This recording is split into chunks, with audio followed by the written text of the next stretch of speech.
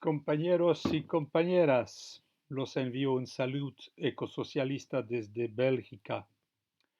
Hemos entrado en cambios ecológicos, sociales y políticos combinados a escala global y este fenómeno se está acelerando. Al finalizar del Programa Internacional Geosfera-Biosfera en 2015, los científicos estimaron que se habían superado los umbrales para el equilibrio del sistema Tierra en 3 de los 9 parámetros de los que depende la sostenibilidad ecológica de la existencia humana: la concentración de gases de efecto invernadero, la destrucción de la biodiversidad y la alteración del ciclo del nitrógeno.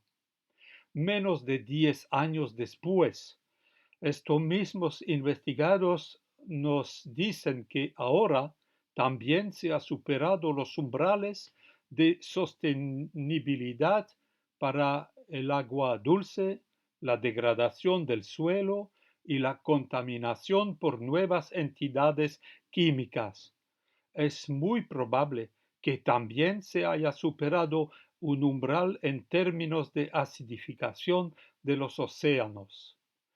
Por tanto, no hay duda, ya estamos en medio de una catástrofe ecológica. El desafío ya no es evitarlo, sino detenerlo y reducirlo lo máximo posible. Sin esto, corremos el riesgo de caer en un cataclismo.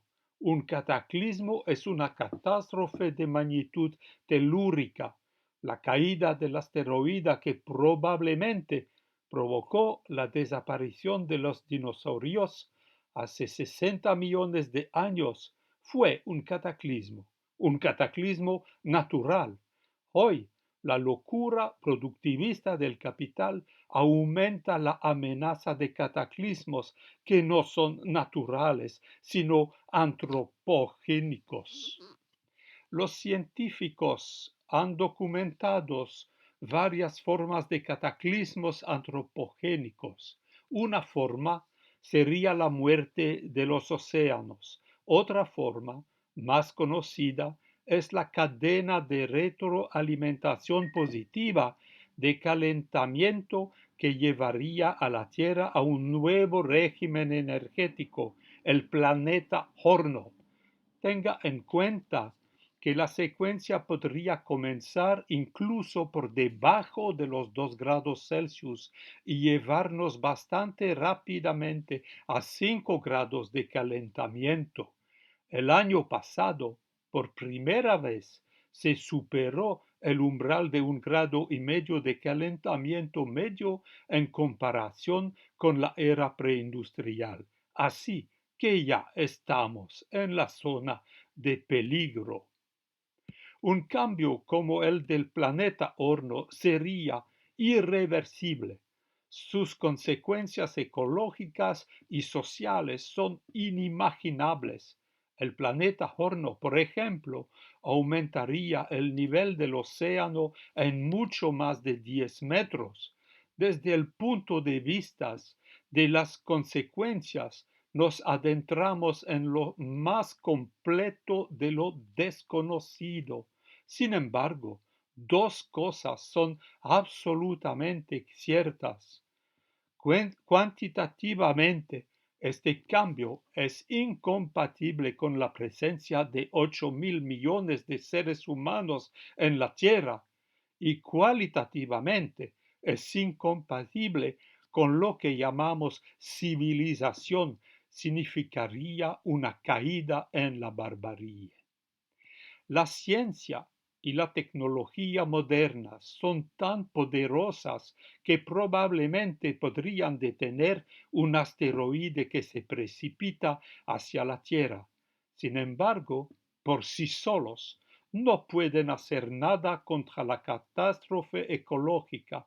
La razón es que la ciencia dominante no quiere ver la causa social de la catástrofe. Esta causa, lo sabemos bien, es la dinámica de acumulación del capital, La lucha contra la catástrofe ecológica es una lucha de clases. El capital es una relación social de explotación del trabajo. No se trata solo del trabajo asalariado, sino también de trabajo doméstico gratuito realizado principalmente por mujeres debido a la opresión patriarcal, así como el trabajo de los pequeños agricultores. Esta explotación del trabajo en general implica inevitablemente la explotación de otros recursos naturales que constituyen el objeto del trabajo. Marx dijo que el único límite del capital es el capital mismo. Esto significa que la acumulación capitalista continuará mientras haya fuerza de trabajo y otros recursos naturales para explotar. Continuará cualesquiera que sean las consecuencias sociales y ecológicas, porque el capital se rige en última instancia por un único indicador, el valor abstracto, la ganancia, la plusvalía. Esta dinámica de acumulación ilimitada es también una dinámica de creciente desigualdad social. La riqueza se acumula en un polo de la sociedad. Recientemente, los accionistas del grupo automovilístico Stellantis decidieron aumentar la remuneración de su director general porque éste les reparte grandes dividendos. Por tanto, el señor Tavares recibirá 35 millones de euros, 520 veces más que el salario medio de los trabajadores del grupo. Hace 40 años los patrones industriales ganaban alrededor de 50 veces el salario promedio de sus trabajadores. Al mismo tiempo que las emisiones de gases de efecto invernadero se han duplicado, la desigualdad social se ha multiplicado por 10. Los dos procesos están ligados. Esto es clave. Es obvio que esta dinámica de acumulación de capital y desigualdad social, que es esta dinámica de acumulación del capital y desigualdad social la que nos lleva más allá de los umbrales de la sostenibilidad ecológica. Esto se desprende muy claramente de los escasos estudios científicos que analizan este aspecto de la cuestión. El 1% más rico de la población mundial posee más riqueza que el 50% más pobre, con sus yates, SUV, jets privados, casas de lujo, con sus acciones. El porcentaje más rico emite más CO2 que el 50% más pobre. El porcentaje más rico realiza más del 50% de los viajes aéreos. El 10% más rico emite más del 50% del CO2 global, etc. La conexión entre todos estos elementos es obvia. Los capitalistas, sus gobiernos y sus medios hablan de transición energética. En realidad no hay transición. La proporción de combustibles fósiles en la combinación energética mundial era del 83% cuando se firmó la Convención de las Naciones Unidas sobre el Cambio Climático. Hoy en día es apenas menos del 80%. Sin embargo, se dirá, las fuentes renovables de electricidad se están desarrollando rápidamente. De hecho, pero solo reemplazan muy marginalmente las fuentes fósiles.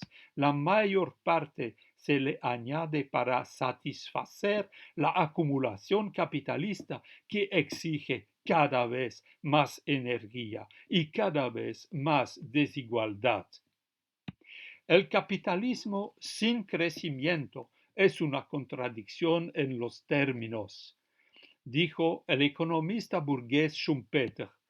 Desde el punto de vista del materialismo histórico, superar los umbrales de sostenibilidad ecológica significa que la acumulación capitalista ha sido demasiado lejos. Por lo tanto, incluso si el capitalismo sin crecimiento fuera posible, pero no lo es, no sería suficiente para detener la catástrofe. Para detener la catástrofe es necesario eliminar por completo las emisiones netas de CO2 a nivel mundial. Esto es incompatible con la acumulación. No podemos, en menos de 30 años, utilizar energía fósil para construir un nuevo sistema energético 100% renovable, seguir produciendo cada vez más bienes quemando principalmente la misma energía y eliminar las emisiones netas de CO2. Esto es imposible, tanto por razones físicas como razones sociales. Físicamente, lograr cero emisiones netas solo es posible transformando y transportando menos material en general y por lo tanto eliminando la producción y el transporte innecesarios, así como la producción nociva. Socialmente, las cero emisiones netas solo pueden lograrse de una manera digna de la humanidad, reduciendo igualmente radicalmente las desigualdades sociales. Todo esto requiere una democratización radical de la sociedad y una transición planificada al nivel global. El capitalismo es incapaz de todo esto porque es contrario a su naturaleza productivista, desigual y autoritaria basada en las fuentes fósiles y la competencia entre propietarios privados. Se dice que Einstein dijo, no se resuelve un problema con los métodos de pensamiento que crearon el problema. Sin embargo, esto es lo que los representantes más ilustrados de la clase capitalista están tratando de hacer. Imaginan que las recetas neoliberales podrían resolver el problema creado por las recetas neoliberales.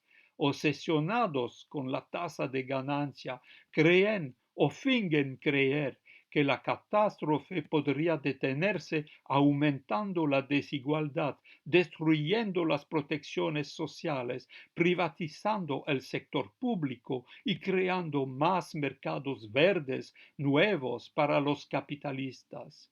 Como esto no funciona, recurren cada vez más a las tecnologías de aprendizaje de brujo, de captura y secuestro de carbono. En realidad, todas estas políticas del llamado capitalismo verde son ecológicamente ineficaces, socialmente injustas, neocoloniales y cada vez más autoritarias. Como resultado, aparece cada vez más claramente un nuevo peligro, el de un giro hacia la extrema derecha o incluso hacia el ecofascismo. El peligro es muy grande, en particular por los pobres de la periferia. El camino lo abrió Trump. Entre cuando estuvo presidente, sacó a Estados Unidos del Acuerdo de París, disfrazó su apoyo a los capitalistas fósiles como apoyo a los trabajadores, a los mineros en particular, y escupió a los inmigrantes como chivos expiatorios. Si gana las elecciones de noviembre, Trump irá mucho más lejos en la ofensiva reaccionaria. Sin embargo, su receta se utiliza en casi todas partes, de Argentina a Alemania, de Francia a Rusia. Los neofascistas ofrecen sus servicios al capital fósil combinando demagogia social, negacionismo climático, nacionalismo, sin olvidar el machismo, el racismo, la islamofobia y el odio contra las personas LGBT.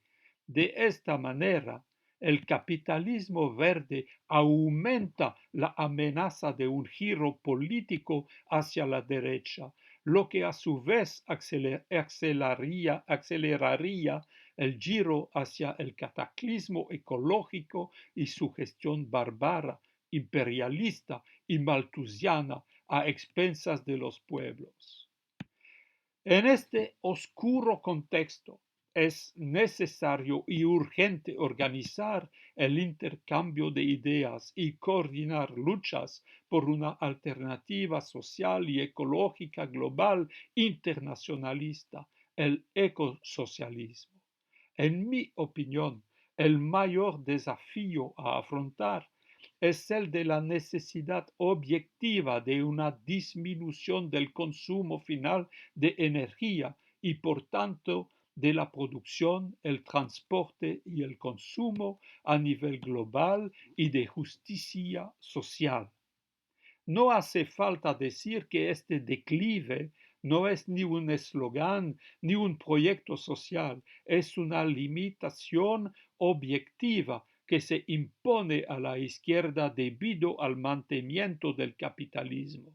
Si lo pensamos desde este ángulo, rápidamente llegamos a la conclusión de que esta restricción, de hecho, refuerza la necesidad, la legitimidad y la coherencia también de un programa de transición radical, anticapitalista, anticolonialista, feminista y antiproductivista. Evidentemente, este programa debe llegar incluso a la socialización de los sectores energético y financiero. Para ser completo, también debe incluir una perspectiva de conquista del poder político, pero me limitaré a algunas indicaciones privilegiando las exigencias más inmediatas. Los datos de la ciencia crítica son claros. Permanecer por debajo de 1,5 grados de calentamiento respetando el principio de responsabilidades diferenciadas entre ricos y pobres, no solo entre el norte y el sur, sino también dentro de las sociedades del norte y del sur, implica que los ricos son reduciendo sus emisiones en 30, mientras que los pobres la aumentan en 3. Los pobres en el sur, pero también en el norte, necesitan de hecho una mayor proporción de la energía global para producir lo suficiente para satisfacer sus necesidades legítimas: vivienda, alimentos, salud, educación, agua potable, movilidad, etc. Varios estudios han demostrado que el decrecimiento necesario, solo el decrecimiento ecosocialista, es sinónimo de un grado de igualdad sin precedentes en mucho tiempo en la sociedad humana. El porcentaje más rico es en gran medida responsable de la catástrofe, tanto por su lugar en la producción como por su modo de consumo. Satisfacer las necesidades de las clases trabajadoras, por el contrario, es bastante económico en términos de energía y otros recursos. De ello se deduce que cualquier plusvalía arrebatada a la clase capitalista y transferida a las clases trabajadoras en forma de salarios reduce mecánicamente las emisiones de gases de efecto invernadero. El efecto es aún más significativo si el aumento de la proporción de las clases trabajadoras se logra a través de inversiones colectivas, junto con, por ejemplo, la cancelación de deudas. La necesaria caída es, por tanto, un argumento a favor de una redistribución muy profunda de la riqueza y de una fuerte extensión del sistema de los servicios públicos. Producir y transportar menos en general implica trabajar sustancialmente menos sin pérdida de salarios, al mismo tiempo que se deben eliminar actividades inútiles o nocivas. Las actividades de cuidado de las personas y de los ecosistemas dañados requerirán más mano de obra. Además, los trabajadores de todos los sectores querrán reducir el ritmo de trabajo y disponer del tiempo necesario para el control y la deliberación colectiva, sin olvidar que las mujeres impondrán legítimamente